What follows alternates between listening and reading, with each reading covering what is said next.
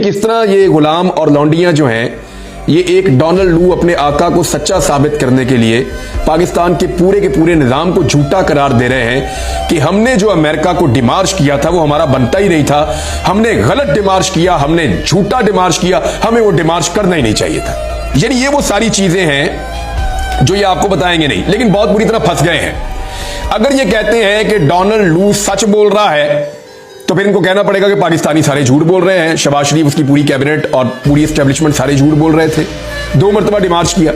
दूसरा, फिर इमरान खान को भी बाहर निकालना पड़ेगा, भी डोनाल्ड लू सच बोल रहा है तो इमरान खान ने कौन सा राज जो है वो फाश कर दिया था, ये भी देखना पड़ेगा। तो ये जो झूठ के नारे वहां पे लगे हैं ना अमेरिका में, झूठ के नारे जो लगे हैं, लायर जो उसको कहा गया है,